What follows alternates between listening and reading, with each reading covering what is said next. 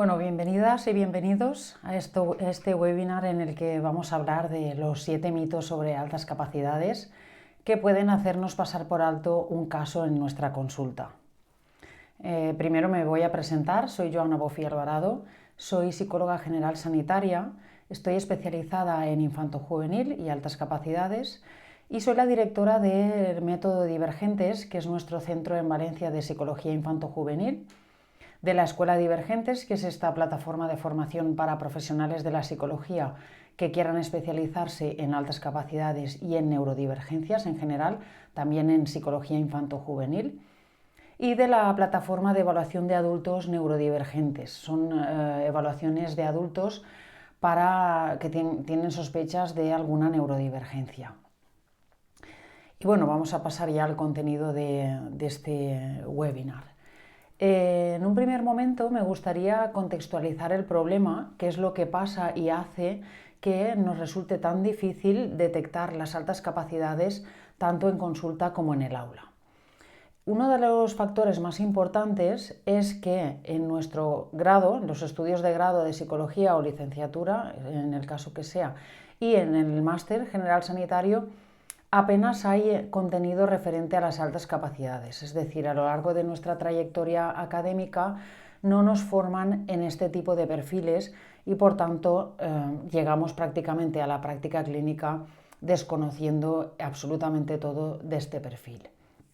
Casi no hay contenido de altas capacidades contempladas en el currículum, ni en el grado ni en el máster. Otro factor que dificulta la comprensión es que en la población hay una concepción errónea de lo que son las altas capacidades.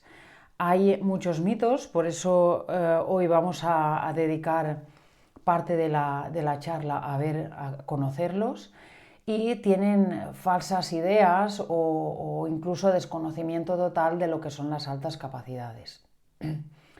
Otro factor es que las altas capacidades es un perfil bastante heterogéneo. No es que tengamos 4 rasgos que identifican y ya sabemos que es de altas, sino que las personas con altas capacidades son muy distintas. Hay rasgos muy diferentes de unos a otros.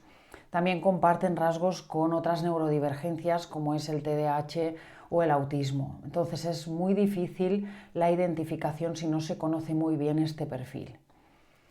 Otro factor que es bastante importante, también nos influye bastante, es que hay deficiencias en la formación del profesorado. Como sabéis, el profesorado es como el primer filtro que deben pasar para la identificación. Ellos son los que ven a estos alumnos dentro de aula y los que tienen mucha más oportunidad de detectarlos, pero hasta día de hoy, últimamente, se han puesto las pilas las comunidades autónomas y están haciendo programas de formación a profesorado en altas, pero hasta ahora había mucho desconocimiento, lo que dificultaba la detección, porque como sabéis, pues lo que no se conoce no se puede detectar, no puedo sospechar de altas si no conozco los rasgos.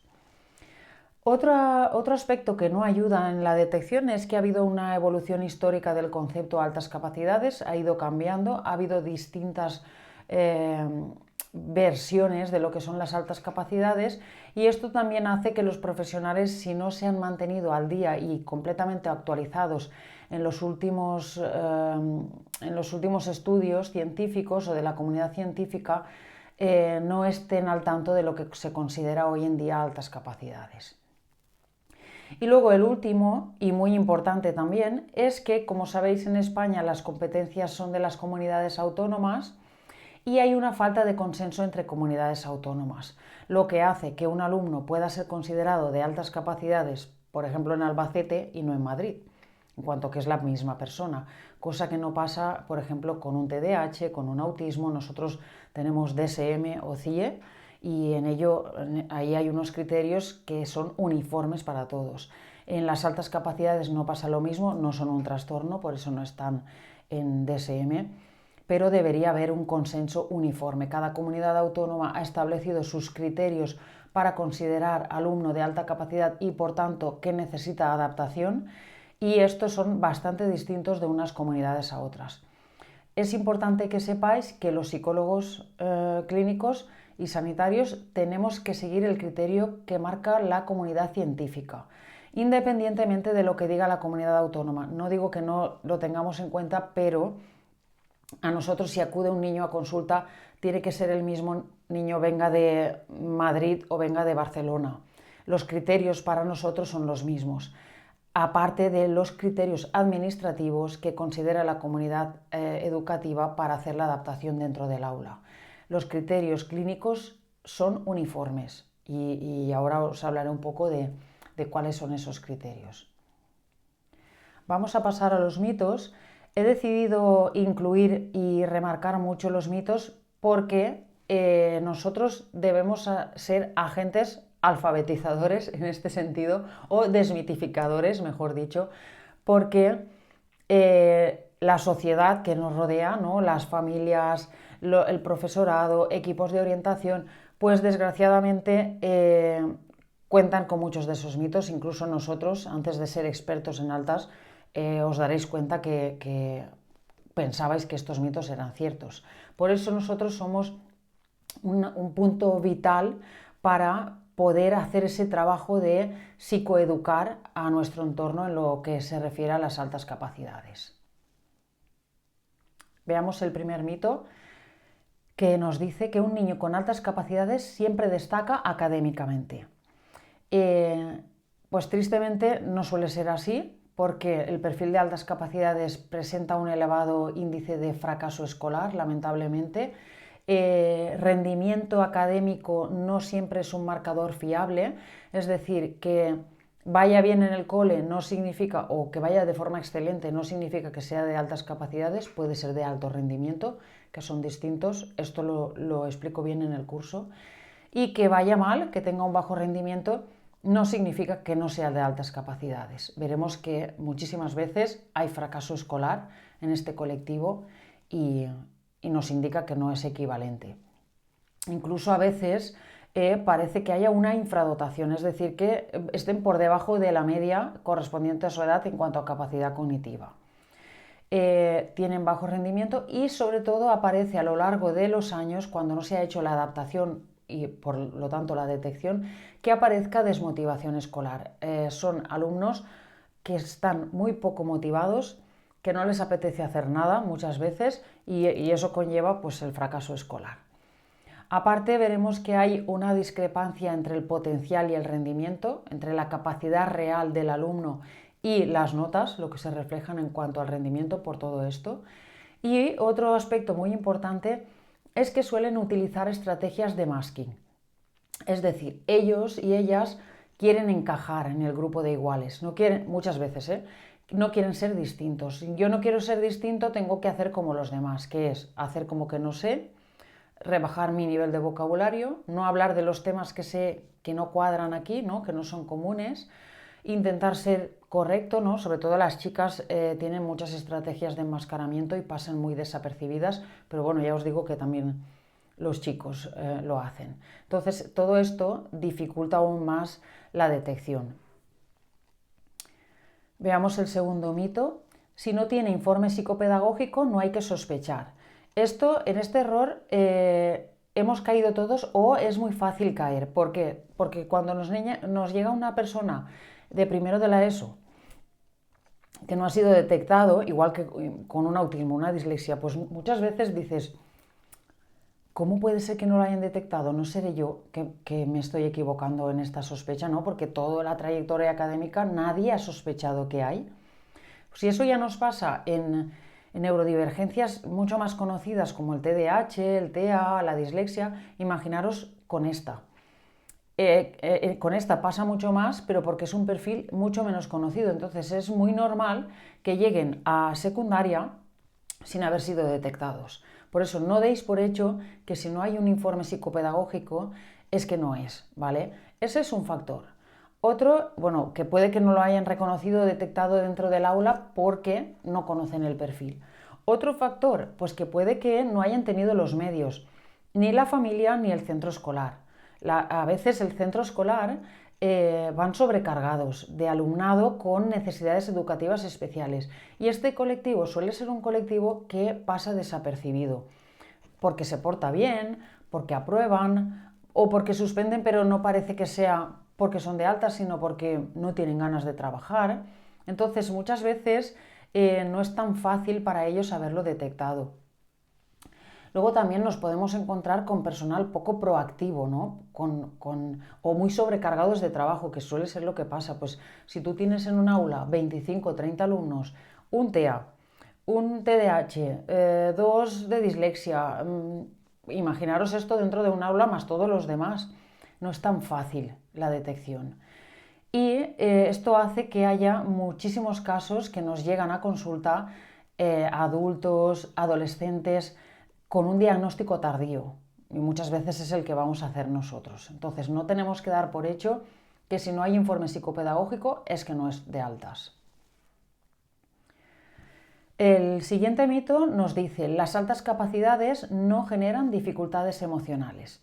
Este es otro gran error, porque las altas capacidades no son un escudo protector, no nos protegen frente a las dificultades pues, del día a día, de la vida en sí, los altibajos emocionales.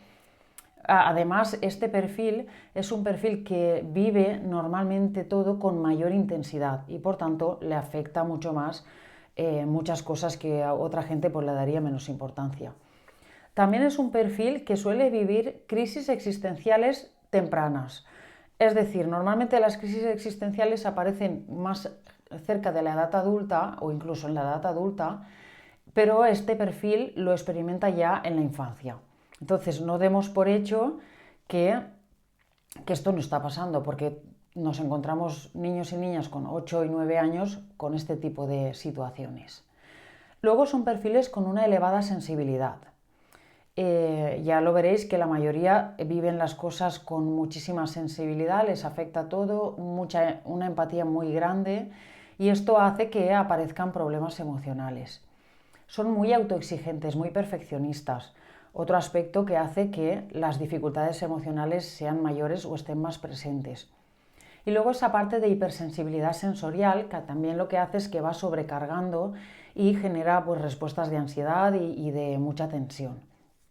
Nos llegan a consulta niños y niñas con diagnósticos de ansiedad, depresión, fobia escolar, problemas de conducta y cuando la realidad es que el trasfondo es una alta capacidad que no ha sido acompañada, ¿no? Que no se ha reconocido y que no se han hecho las adaptaciones que se han necesitado y que mi entorno no ha sabido cómo comprender este perfil.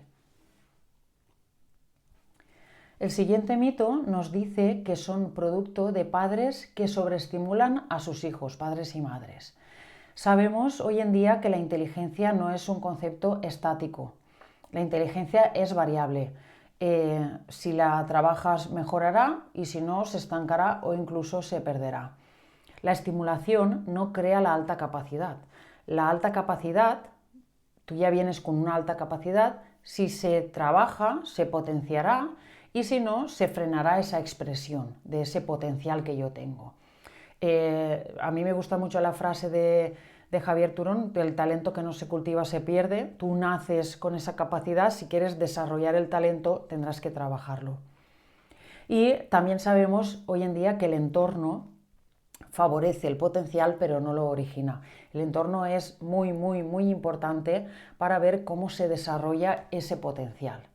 Entonces, no son producto de padres y madres que estimulan y trabajan mucho con sus hijos.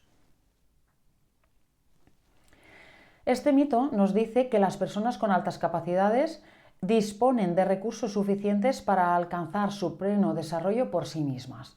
Es decir, si es de altas capacidades, pues ya lo sacará, ¿no? Yo creo que penséis en una cosa. Un alumno dentro de un aula, imaginaros un alumno en un aula que están enseñando a contar del 1 al 10 y es un alumno que ya cuenta infinito y suma y resta. Este alumno a nivel cerebral, ¿qué está haciendo? A nivel neuronal está generando conexiones nuevas, está aprendiendo, está trabajando y si no le dan la estimulación que toca, si no adaptan, él tiene los recursos para hacerlo. Él se va a estimular, va a trabajar y va a aprender. Lo más probable es que no. Entonces, ¿cómo desarrollo un talento si no lo estimulo? No vengo con las herramientas para hacerlo. vengo con el potencial, pero no con las herramientas para desarrollar ese potencial. Os pongo el ejemplo muchas veces de Rafa Nadal.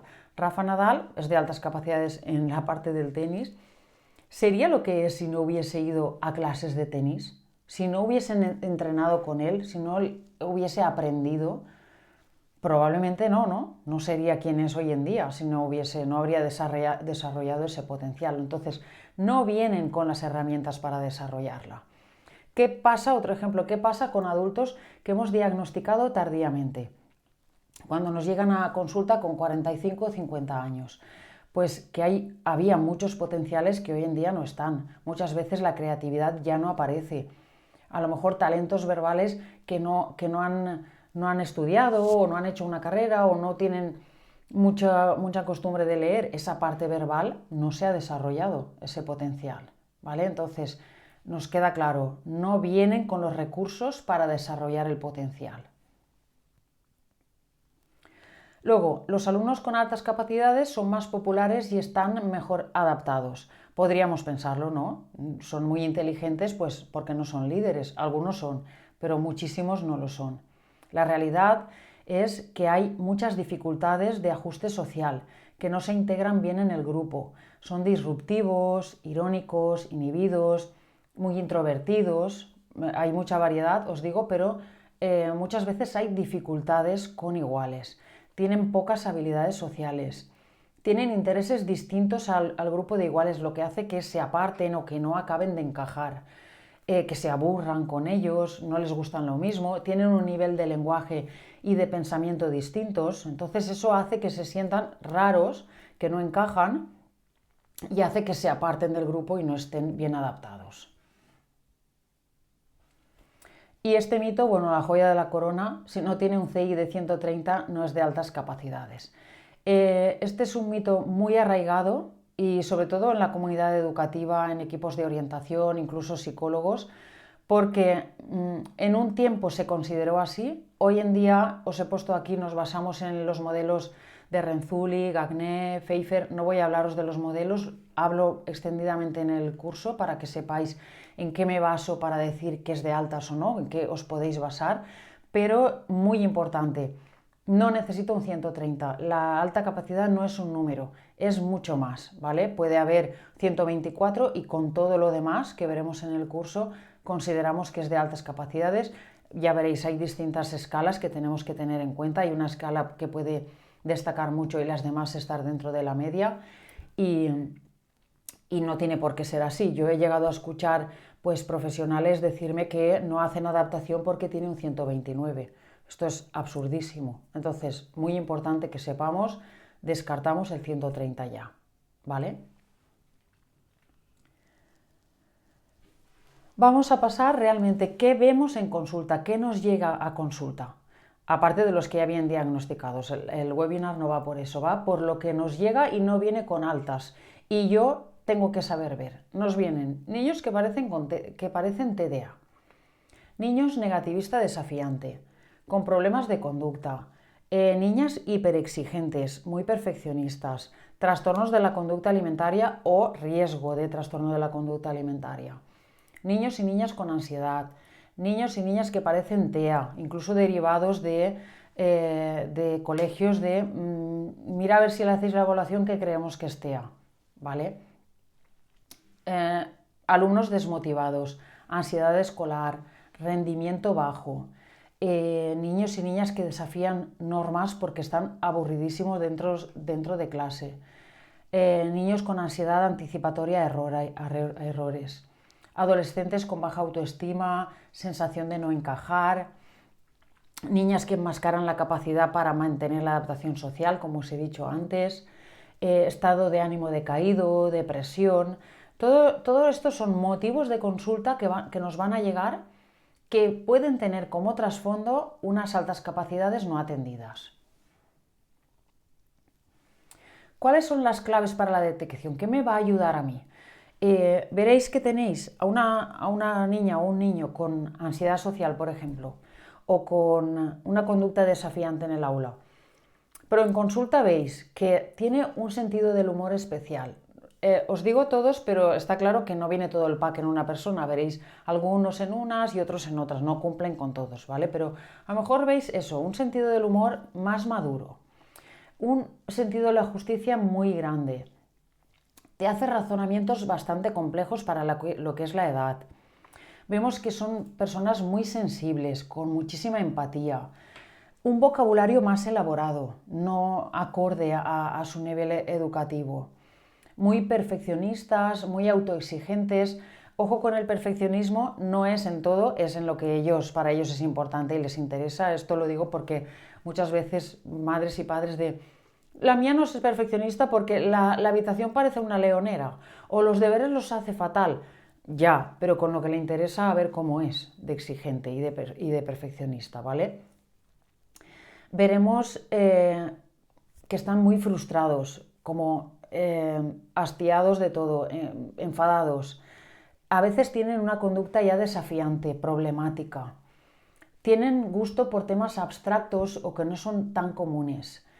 Rechazan las tareas repetitivas y suelen tener dificultades con el grupo de iguales. No porque no les interesen, sino porque no encajan. Los patrones más comunes y que más se repiten: la autoexigencia y el perfeccionismo, la frustración ante la lentitud de los demás, la falta de reto, ¿no? El tema de que me explican hoy las divisiones y se pasan una o 2 semanas con ese tema, en cuanto ellos el primer día ya saben hacerlo y no deberían estar repitiendo. Entonces esto genera mucho cansamiento mental para ellos, mucho agotamiento. Desmotivación crónica cuando ya son más mayores porque llevan años. El ejemplo de antes, un niño dentro de un aula que están aprendiendo a contar del 1 al 10 y sabe sumar. Imaginaros esto, en un curso escolar, uno tras otro, con un nivel mucho más avanzado que el aula. Esto realmente genera mucha frustración. Hay que ponernos en ese papel. Lo comparo muchas veces en los adultos. Te apuntas a inglés, te hacen una prueba de nivel y la prueba de nivel te sale un poquito bajita y te ponen en un grupo que está por debajo de tu nivel real o de tu capacidad, y dices, ya estoy otra vez repitiendo los colores, el hola, ¿cómo estás? Y al final te cansas y no sigues en el aula. Pues imaginaros esto en un alumno que está 8 horas al día, ¿vale? Por eso os digo, el tema de la motivación aparece en todos. Si no se adapta, aparece en todos. Luego, altas expectativas a los demás. Esto se refiere a que suelen pretender que los demás tengan su nivel, porque ellos se piensan que entonces a veces contestan mal o es como, no sabes eso, es como ellos esperan que los demás estén a su mismo nivel. Luego también hipervigilancia emocional se refiere a que suelen percibir que el otro está mal con mucha intensidad y les afecta bastante y tienen ansiedad y tienen miedo al error. Vamos con un caso práctico, os he puesto un caso real, realmente es un caso muy común, o sea, tenemos muchos así en Divergentes y los veréis en consulta. Es un niño de 9 años, el motivo por el que acuden a consulta a los padres es porque tiene problemas de conducta, se porta mal, es muy desafiante, todo en casa es un problema, todo tiene que ser un follón con él, desafía todo. Te dicen eso, parece vivir enfadado o insatisfecho. Es como, a veces me han llegado a decir, creo que mi hijo vive amargado, porque la sensación que da es que todo les molesta y todo les incomoda. Desde el colegio, ¿qué nos dicen? Que se porta mal en el colegio, que molesta en clase, que interrumpe continuamente, que corrige al profesor, se levanta, se niega a hacer tareas, porque dice que no tienen sentido, que para qué, y además que no tiene muchos amigos. El equipo docente ha aprobado sistema de refuerzos, cambios de asiento, no ponerlo cerca, ponerlo con niños que no den problemas, límites conductuales, pero no ha mejorado. En un primer momento, ¿qué hacemos? Claro, aquí desconocemos el perfil bien, entonces, ¿qué se hace? Una intervención conductual. Ponemos normas en casa, consecuencias, les damos pautas a los padres para refuerzo positivo, cuándo aplicar castigo, cuánto tiempo fuera, coste de respuesta. Hacemos una economía de fichas, entrenamiento a padres, a cómo, pues ante un registro, pues cómo me tengo que comportar aquí. Bueno, una intervención pues de un problema de conducta. ¿Qué pasa? Que mejora en algunos aspectos, pero sigue la irritabilidad, la frustración, el tono desafiante, la mala relación con iguales, en clase funciona igual de mal. ¿Qué vemos en sesión que no nos cuadra? Pues eso, un lenguaje y un razonamiento muy avanzado para su edad. Exige que le razones las normas, por qué, las cuestiona, las reta. Tienen mucha curiosidad, le ves que quiere saber todo, el por qué y por qué es así. Un pensamiento inconformista, crítico, mucha sensibilidad, perfeccionismo, autoexigencia. Todo esto que nos hace poner en alarma hace que decidamos evaluar, ¿vale? Derivamos a las neuropsicólogas del equipo para que evaluaran por sospecha de altas. Los resultados que se obtienen es, pues en las pruebas cognitivas, muy buenos resultados, un CI total de 140, he puesto el total por resumir, pero ya veremos que hay que ver muy bien la prueba desglosada. Un perfil con la parte verbal muy destacada y el razonamiento fluido. Las pruebas de creatividad, resultados muy buenos.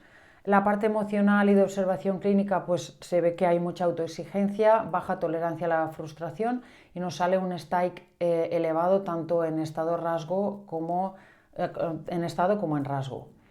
Tiene un bajo autoconcepto, sobre todo intelectual y escolar, los que más. Y en la entrevista con la tutora para la evaluación, pues sí que coincide como que sí que es verdad que entiende todo a la primera, pero que se cansa siempre de todo, muy pronto, ¿vale? Entonces, el diagnóstico son altas capacidades intelectuales y eso nos hace reorientar la intervención. ¿Cómo la reorientamos? Bueno, pues con la familia lo primero que hacemos, una sesión de psicoeducación sobre las altas. Esta sesión la vemos completa también en el curso, pero os digo a grandes rasgos los puntos que se contemplan es entender qué es y qué no es las altas capacidades, también se ven mitos con los padres, saber qué voy a esperar de este perfil, concretamente de mi hijo, cómo comportarme con él, cómo comunicar el diagnóstico, bueno, vemos todos recursos con los que pueden contar, ayudas, todo. Luego, ajustamos expectativas de qué puedo esperar y qué no de mi hijo, lo conozco, sé cómo es, lo acepto y cambio la perspectiva. En este caso se exige menos control y más participación del niño en algunas decisiones, en algunas, tiene 9 años, tenemos que tener esto en cuenta, y se les dan estrategias de validación emocional y de negociación razonada. Con el menor también hacemos una sesión de psicoeducación adaptada a él. En este caso la familia nos pidió que fuésemos nosotros quienes comunicáramos que tenía altas. A veces la familia prefiere hacerlo ellos. En este caso lo hicimos nosotras. Hacemos una sesión adaptada al menor. Luego empezamos con sesiones para trabajar el reconocimiento y la gestión emocional, la tolerancia y la frustración y habilidades sociales. Se hacen también sesiones para la autoexigencia y el perfeccionismo y además a nivel transversal en todas las sesiones introducimos retos cognitivos, problemas lógicos, debates guiados, proyectos para canalizar esa curiosidad y también para abordar el tema de la estimulación cognitiva.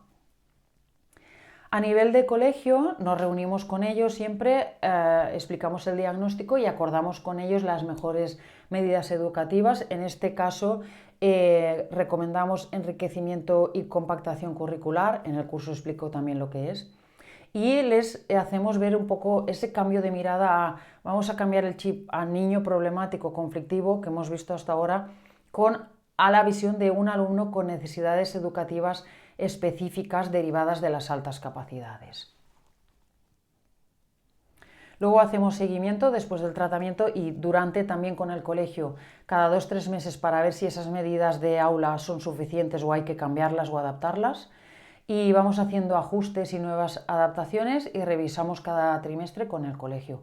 Estamos en contacto continuo para que nos digan también si hay alguna necesidad que quieren que trabajemos fuera de aula. Y bueno, con todo esto, ¿con qué necesito que os quedéis, ¿no? ¿Qué es importante? Pues sobre todo, no debemos quedarnos con la conducta observable. Siempre hay que intentar ir más allá y ver qué hay detrás de esa conducta que un niño o niña está manifestando. Es súper importante contextualizar, ver qué pasa, cómo se siente emocionalmente. Darle valor a una evaluación integral, la parte cognitiva, la emocional y la motivacional, porque muchas veces una cubre las demás, ¿no? Un malestar emocional puede estar cubriendo todo lo demás. Esto es muy importante. Y luego hacer una intervención centrada en la comprensión y no en la corrección. Es decir, voy a saber qué persona tengo delante y la intervención va a ir adaptada a estas características. Por eso es vital la detección y el diagnóstico, porque si no puedo estar trabajando sobre algo que es la dirección equivocada, no va a cambiar en esa dirección, ¿vale? A destacar de todo lo que os cuento, los mitos siguen dificultando la detección, tanto en el aula como en consulta, y generan errores en la intervención, además de la intervención a nivel de aula, ¿vale? Sobre todo generan mucho malestar dentro de las familias y al propio menor, evidentemente. No es esencial el diagnóstico, sino diagnosticar bien, comprender que las altas capacidades son diversas, ¿vale? Y lo que os he dicho antes, si yo no sé qué estoy buscando, es normal que me confunda. De ahí que sea tan importante la formación. Detrás de la frustración y de la desmotivación suele haber un niño brillante o una niña brillante que se siente muy incomprendido. No se trata de etiquetar, sino de acompañar. Y bueno, si queréis saber más, sabéis que estamos en lanzamiento de la especialización de altas capacidades. Son 3 cursos en uno, 45 vídeos, 6 horas y 36 minutos de vídeos grabados por mí y material descargable muchísimo y muy útil. Los 3 cursos, el primero es la introducción, veis, todos los cursos tienen vídeos, material descargable y casos prácticos. En este primero veis mitos, modelos teóricos, imprescindible conocerlo, un poco cómo es el mundo interior de las altas, qué necesidades educativas especiales hay, la doble excepcionalidad, marco legal en España. El curso 2 lo digo rápido, no me paro mucho en esto, la detección dentro de consulta y en el aula, las claves, la evaluación en consulta de principio a fin, desde la primera entrevista, las pruebas que pasamos, cómo llegamos a diagnóstico y cómo elaboramos el informe. Tenéis informes modelo para descargar, tenéis todo, la primera entrevista, todo. Y la importancia de la detección precoz. Y en el último curso, la intervención dentro de consulta y en el aula. En cuanto a medidas ordinarias, no significativas, sí significativas, enriquecimiento, aulas de excelencia, desarrollar la creatividad, ¿vale? Y bueno, esto ha sido todo. Si queréis, tenéis un código de descuento, mitos25, y pasa de 180 los 3 cursos a 135. Os digo que está súper bien, es muy buen contenido y nada, os dejo ya con esto, espero que os haya gustado y bueno, ya sabéis dónde estamos, para cualquier cosa podéis contactar con nosotros. Muchas gracias por mantener la atención y espero que os haya gustado.